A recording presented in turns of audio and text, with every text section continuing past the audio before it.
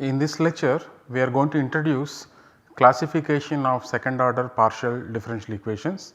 It is also known as classification by characteristics. Outline of today's lecture is we start with a review of lectures 3.1 and 3.2. Then we introduce define what is called characteristic curves, using which we will define what is meant by classification of second order partial differential equations. In fact, we are going to classify second order quasi linear partial differential equations, and then a few remarks on classification. Recall the second order quasi linear equation we denote by 2QL. It stands for this equation AUXX plus 2BUXY plus CUYY plus D equal to 0. Coefficients ABC of the second order derivatives and D are functions of x, y, u, ux, uy. That is why this is quasi linear. When the coefficients depend only on x, y, particularly a, b, c depend only on x, y, and d may depend on all the 5 variables here x, y, u, ux, uy. In that case 2QL is actually called a semilinear equation. So, this is a linear equation which we will also be looking at. So, in this a, b, c note they depend only on x, y, even d its dependence on u, ux, uy is linear, okay, u here, ux here, uy here, and a function of x and y equal to 0. So, this is second order linear PDE. So, let us start with a review of the lectures 3.1, 3.2, what we did there. In lecture 3.1 we came across this ODE a of zeta y minus 2b zeta y d phi by dy plus c of zeta y d phi by dy whole square equal to 0, where zeta y is this 5 tuple phi y y u of phi y comma y ux at the point phi y comma y uy at the point phi y comma y. So, if the Cauchy data is prescribed on any curve gamma 2 given by x equal to phi y, yes, in lecture 3.1 to start with we considered a parameterized curve, regular parameterized curve gamma 2 given by x equal to fs and y equal to gs, and later if the curve is given by an equation of this form, in other words it is a graph of function of y x equal to phi of y, then the equation that we got there, namely delta s equal to 0, reduces to this equation. This was already observed. Okay. So, if the Cauchy data is prescribed on any curve gamma 2 in the plane given by x equal to phi y, the equation where phi does not satisfy the above ODE, okay, derivatives of all orders for a solution to 2QL can be determined at all points of gamma 2.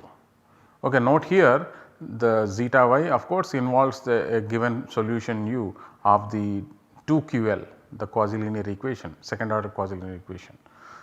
So, given such a curve gamma 2 such that the phi does not satisfy the solution, where u is we have to input the given function u. If it does not satisfy this equation, then we can determine all derivatives of all orders for the solution u can be determined at all points of gamma 2. In lecture 3.2 also we came across the same ODE, okay. I will not repeat, exactly same ODE. How did we get that? We assume that a curve gamma given by x equal to phi y is a curve of discontinuity for second order partial derivatives for a piecewise smooth solution to the second order quasi linear equation. Then phi solves the above ODE. So, the regular curves for which this equation is satisfied, they can be determined for a second order quasi linear equations only if we are given a solution u. In other words, an integral surface z equal to uxy is given. This is another way of saying that a solution u is given, because only then the coefficients are determined, and once coefficients are determined we can try to solve for phi satisfying this ODE. For semilinear equations, as we observed, A does not depend on all the 5 quantities, namely x, y, u, ux, uy, it just depends on x, y. Same thing is with B and C. So, all the A, B, C functions, they depend only on x and y, which means what? This knowledge of u is not required. Therefore, this ODE is meaningful without the knowledge of any integral surface, since A, B, C are functions of x, y only. Now, let us introduce characteristic curves for second order quasi-linear PDEs. So, defining the notion of characteristic curves for 2QL, they will be defined as curves satisfying the ODE that was obtained in lectures 3.1, 3.2, the equation that we saw just now. Defining characteristics curve for 2QL requires that a solution of 2QL is given. In other words, characteristic curves for 2QL are defined with respect to a given solution or an integral surface. So, when the equation 2QL is actually semilinear, that happens in that case A, B, C will be functions of x, y only, it turns out that the notion of characteristic curves becomes independent of any prescribed solution. We do not require any solution to be prescribed. The ODE itself determines the characteristic curves, and the differences between the quasi-linear and semilinear cases will be brought out once we finish defining the characteristic curves. So, definition of a characteristic curve. We consider a regular planar curve described parametrically by x equal to Fs, y equal to Gs, and S belongs to some interval I, and f and g are C1 functions, and I want to capture the word regular. What does regular means? Both f dash and g dash cannot vanish simultaneously. So, we consider a regular parametrized planar curve. Define delta of S by this expression, okay, where zeta s equal to this. Note, you need to know u, ux and uy. Okay. So, given a u, we can define zeta s. In the definition of characteristic curve, we will see that u has to be defined as a solution of the 2QL equation, then this is well defined. So, delta of S is denoted by this. Now, the definition, gamma 2 is said to be a characteristic curve for the PDE second order quasi-linear equation 2QL with respect to a given solution of 2QL if delta S is identically equal to 0 for all S in I. At every point on the curve, delta S is 0. It is said to be a non-characteristic curve, okay, it is exactly opposite of what is a characteristic curve. It is a non-characteristic curve, means at no point delta S equal to 0 is satisfied. Of course, because we are dealing with 2QL, we have to write non-characteristic curve for the PDE with respect to a given solution. If delta S is not equal to 0 for every S in I. So, when the PDE is actually semilinear, then delta S equal to 0 reduces to this. The zeta S has gone, zeta S is actually FSGS in this case, because ABC are functions of xy only. Therefore, delta S depends only on f and g. What is f and g? They are the ones who are describing the curve gamma 2. The curve gamma 2 is parameterized using f and g. So, if gamma 2 is given by y equal to psi x, what will happen to this equation? It will be this. Psi will be a solution to this ordinary differential equation. It is a quadratic in dy by dx. So, it is a first order ordinary differential equation, but degree 2. So, we may solve for dy by dx from this equation and get this expression dy by dx equal to b plus or minus root b square minus ac by a. So, the moment we see square root, we have to become alert. Therefore, if this is negative, then there are no real solutions for this equation for dy by dx. Okay. If it is positive, b square minus ac is positive, then we have two different ODEs. given by this, one corresponding to plus, one corresponding to minus, and this is equal to 0, we only have one ODE.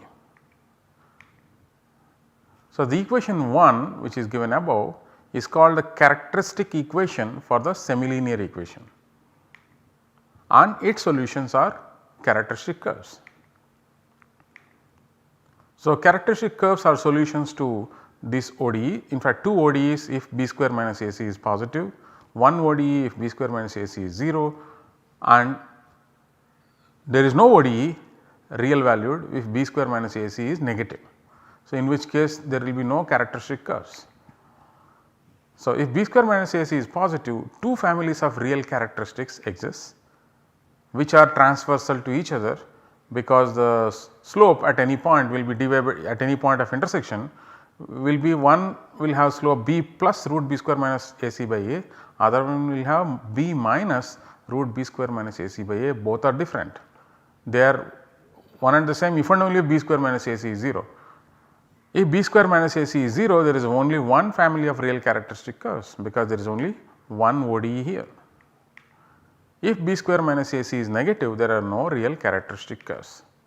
So, this is what leads to classification of second order equations. So, let U be a solution of the quasi-linear PDE.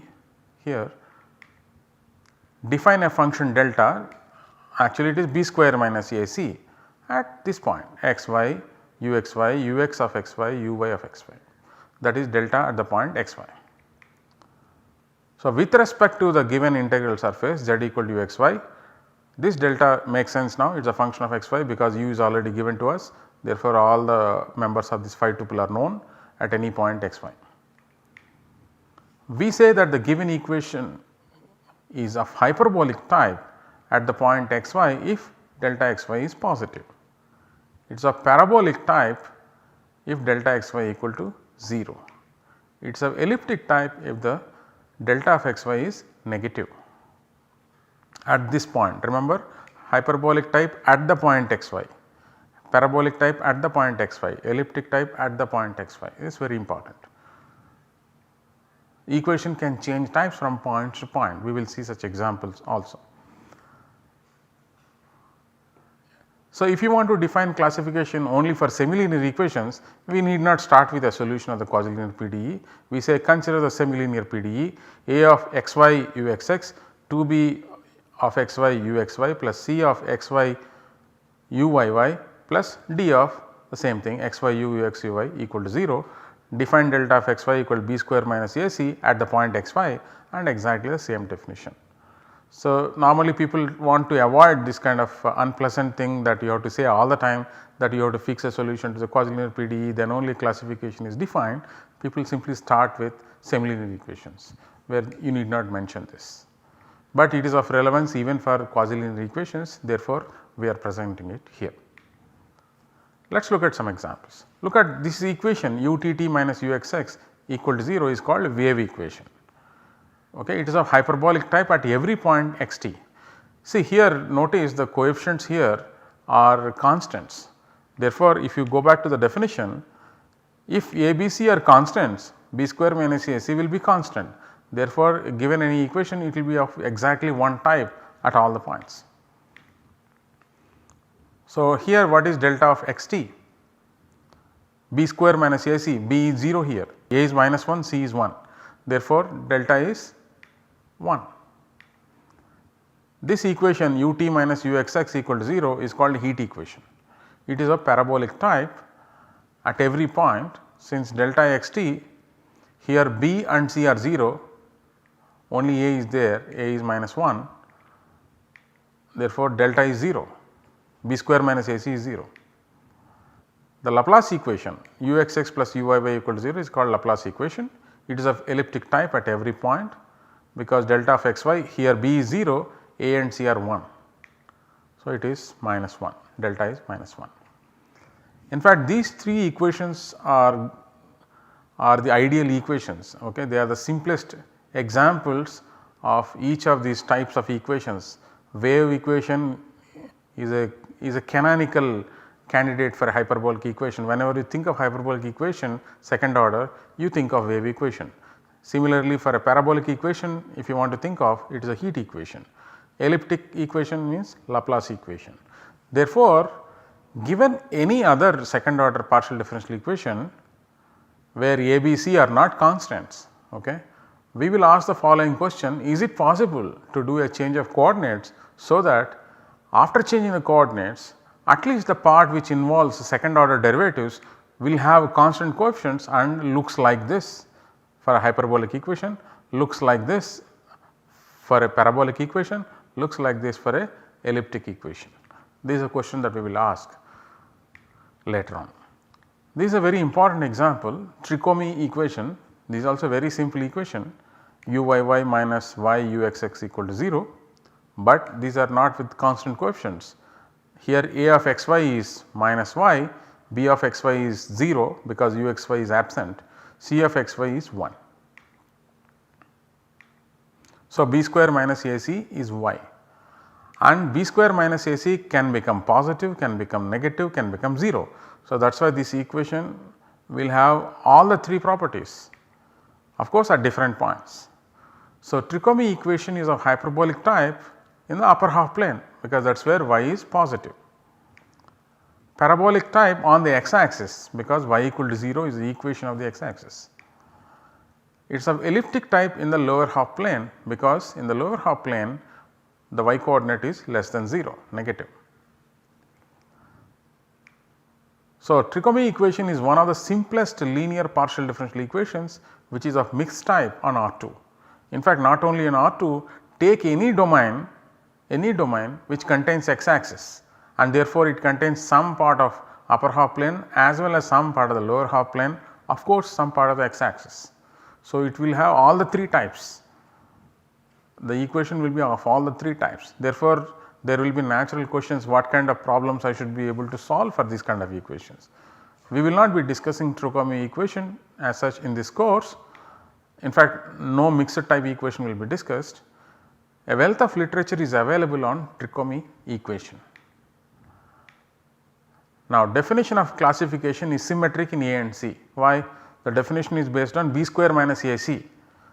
Okay, A is the coefficient of uxx, C is the coefficient of uyy, but b square minus cac will remain the same even if A and C are interchanged. So, it just says that there is no preferred variable between x and y. The type of a quasi-linear PDE of second order depends on the terms involving second order derivatives only, because it is involving b square minus ac, namely the functions a, b, c. What are a, b, c? These are the coefficients of the second order derivatives in the partial differential equation.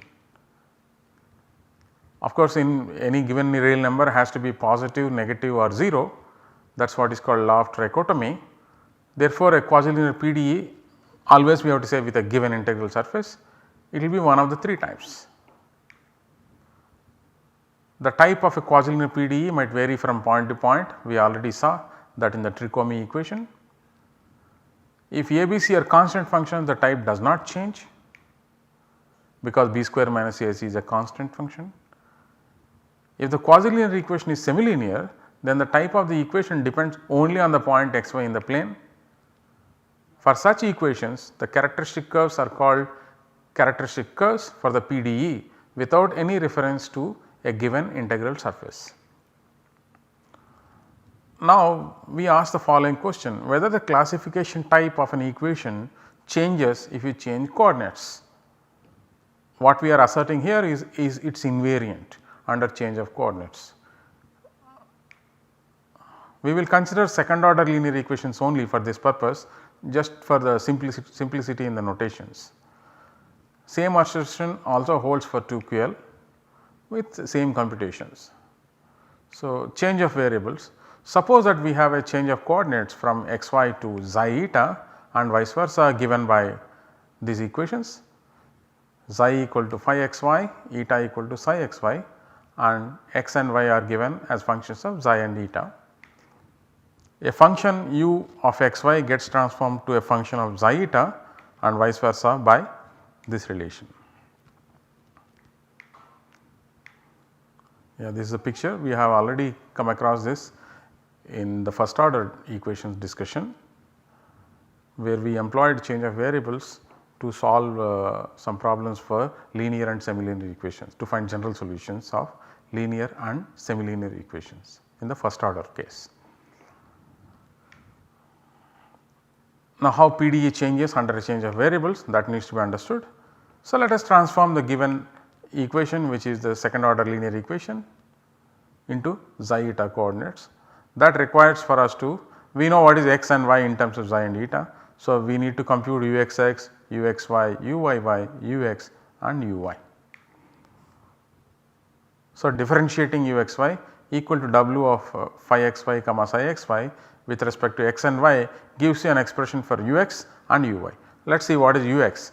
So, differentiate w with respect to this variable, which is xi, and then differentiate phi with respect to x. Differentiate w with respect to eta and then differentiate psi with respect to x. This is the chain rule. Similarly, we get uy. Please do all these computations, pause the video, do the computations by yourself, because the computations are spread over many slides. So, it is very difficult to show you all the time all the equations. So, differentiate once again, because we need to compute uxx, uxy and uyy, so that we can go back and substitute in the given linear equation. So, compute uxx, uxy and uyy, substitute them in the equation, then you get an equation of the following type: capital A w xi xi plus 2 times capital B w xi eta, capital C w eta eta plus dw xi plus ew eta plus fw plus g equal to 0. Now, we have to tell what the coefficients A, B, C, D, E, F, G are, but we want to say what is the assertion that we wanted to make. The type of the equation does not change, and the type of the equation is determined by b square minus ac. Therefore, it is enough to know what is this capital A, capital B and capital C. We do not have to know what D, E, F, G are. Therefore, we do not present. So, we just write what are the expressions for A, B, C, which are this. Please do the computations on your own. As I pointed out, there is no need to compute other coefficients D, E, F, G, because the classification type of a PDE depends only on the coefficients of the second order derivatives. So, b square minus ac, you get this expression. This is the new b square minus ac, right, capital letters, these are small letters, b square minus ac multiplied by with somebody's square. Okay. So, as long as this is non-zero, the sign of b square minus ac here, it will be the same as the sign of the b square minus ac here. If this is negative, this will also be negative. If this is positive, this will also be positive. If this is 0, this will also be 0. So, we need to know that phi x psi y minus phi y psi x is non-zero, but it is non-zero because it is a determinant of the Jacobian matrix corresponding to the change of coordinates. Therefore, it is non-zero. Therefore, the type of the equation does not change under a change of coordinates. Now, we give some remarks on classification. It is a different, basically a different perspective. The following perspective is presented in the book of Helwig on partial differential equations. Let us ask some questions. Is the classification necessitated by the way the mathematical problem is posed? Is it inherent to the problem itself, or is it because we have different methods for different types of equations? Is it because you know how to solve a certain type of equation, therefore you give it and classify it and then solve? Another type of equation you know how to solve separately, so you give it another name. In other words, you put it in a different classification and do it. Is that the reason, or is it something inherent to the way mathematical problem is posed? So, second one could be due to our inability to find a common method to deal with all equations. Because we are unable to deal with all the equations by a common method, we compartmentalize the equations and then solve them separately. Is that the case? That is a question posed here. These questions are purely mathematical, therefore, it will be ideal to have answers based on the first two criteria of Hadamard. Hadamard gave a criterion for a problem to be well posed. There are 3 aspects to that. The first criterion is existence of a solution, second aspect is uniqueness of a solution, third aspect is continuous dependence on the data in the problem. Often the third one is desirable because the equation that we are going to deal with or the problems that we are going to deal with are coming from some physical models, and measurements in the physical situations are only approximate. Therefore, by making some errors in the measurements, that namely the data in the equation or in the problem, we do not get solutions which are very far from the actual solutions. Therefore, the third property of Hadamard is desirable. But Helvig says, can we justify using just existence and uniqueness, because these are mathematical questions. How many solutions are there, whether there is a solution. Using only these 2, can you justify the classification. Often people give an explanation for classification by saying that different kinds of problems are well posed for different kinds of equations. That is a justification people give. So, Helvig does not seem to agree with such a justification. Therefore, he asks himself this question, can I justify using only existence and uniqueness parts, because these are mathematical. So, we present this perspective in the context of systems of first order PDEs. PDEs of any order, scalar or a system of equations, can be converted into a system of first order PDEs. In fact, the same statement was made even for ODEs. This is due to D'Alembert. We use PDEs in 2 independent variables denoted by x and y, because the arguments are dimension independent. In fact, we do not give arguments. I request you to consult the book of Helvig for more details. My idea was to bring this kind of thinking to your notice. So, theorem 1, existence theorem of Cauchy-Kovalevsky, this we have hinted at in lecture 3.1.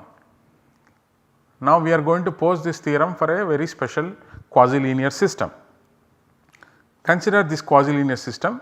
In this, unknowns are u1, u2, un, and there are n equations. Uix means derivative of u with respect to x, ui with respect to x, I equal to 1 to n. There are n equations, there are n unknowns. These are quasi-linear because the uky coefficient depend on the unknowns also. In fact, x is not considered here, okay. X and y could also be included, but in this theorem it is not included. So, consider this system. What is if you look at what is that is different from the kind of equation that we are considering. Here the derivative of x is explicitly given in terms of other derivative, okay. That is the difference. There is no coefficient sitting in the front of this, okay. Let phi I, that is phi I of y, be analytic functions in a neighborhood of the line y equal to y0. Denote ui0 equal to phi I of y0. Now, let Fik be analytic in a neighborhood of this vector u0, which is given by u10, u20 and un0, which is nothing but this phi 1 y0, phi 2 y0 up to phi n y0. These are the hypotheses. Then the quasi-linear system has exactly one solution with the property that it is analytic in a neighborhood of this point 0, y0, and this vector solves the quasi-linear system and initial conditions are satisfied. A proof is available in Courant-Hilbert's book on methods of mathematical physics. The main ideas in the proof were already presented in lecture 3.1. Ideas can be implemented without any difficulty. We need to ask the following question. We had a difficulty in the form of delta s equal to 0 in lecture 3.1. We tried to determine all the derivatives. First derivatives came up very easily using the Cauchy data. Second derivatives, there was a problem, delta s equal to 0 we could not determine. So, there was a difficulty that is not there here, okay. So, you have to remember the Cauchy-Kovalevsky theorem is the theorem that we stated. So, compare the differences between the PDEs considered in both these contexts. I already gave a hint what is the difference.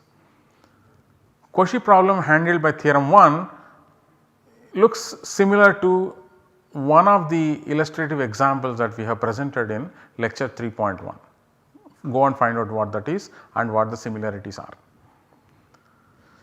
In theorem 1, the PDE has a special property, x derivative of the unknowns ui's is solved for explicitly.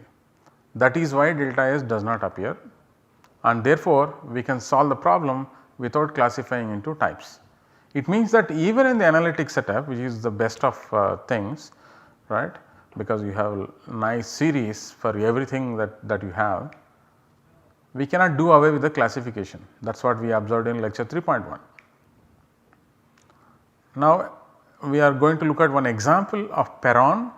This is a reference, if you wish you can consult this journal, or it is very much explained in the book of Helvig. Okay, for a real number A, consider this problem. It is a system of two equations, ux minus uy minus vy equal to 0, auy minus vx plus vy plus f of x plus y equal to 0. Here f is a given function and you are given this condition u of 0 y and v of 0 y are 0. So, the unknowns are u and v. Okay. There is a way to classify first order systems of PDEs which we have not introduced, but you can ignore for the moment these names. What matters is these conditions. So, this A is a number, depending on whether positive, 0 or negative, the properties of this system changes. We are going to give the assertions. So, the system is hyperbolic if A is positive, parabolic if it is 0, A is 0, elliptic if A is negative. System of first order PDEs have a classification. See the book on PDEs by Garabedian, that book has. So, system is hyperbolic if A is positive, parabolic if A equals 0, elliptic if A less than 0. Do not worry if you do not know the definition of hyperbolic, parabolic, elliptic for a system of first order PDE, because assertion will not need that. So, this is about necessary and sufficient condition for the existence of solution uv in C1. It is a first order PDE, you expect solutions to be C1. What is the condition? In the hyperbolic case, that is when A is positive, you require that f to be C0 continuous, C0 means continuous function. For parabolic case, that is when A is 0, you require f to be C2 for the same assertion. What is the assertion? Necessary and sufficient condition for the existence of a solution which is C1, u and v are C1 functions. That changes from case to case. If A is positive, you require f to be C0. If A is 0, you require f to be C2. If A is less than 0, you require more smoothness on f, that is analytic. So, it also turns out that these are the only solutions, that is Hadamard's first two criteria are met. So, this example once again illustrates that the idea of classification is for mathematical reasons, not because of the third requirement of Hadamard. Let us summarize what we did in this lecture. We introduced the notions of characteristic curves and characteristic equations for second order quasi-linear equations. We observed how these notions get simplified for semi-linear equations. We classified the second order quasi-linear PDEs as hyperbolic, parabolic and elliptic. This classification is also called classification by characteristics. We presented a different perspective of Helvig on classification. Of course, we have also shown the classification type does not change with change of coordinates. And in the next lectures, we are going to take wave, heat and Laplace equations as inspiration and ask the question whether given any PDE, can I do a change of coordinates so that at least the part which involves second order partial derivatives looks like that of one of these three equations. Those are called canonical forms. We will discuss them in the forthcoming lectures. Thank you.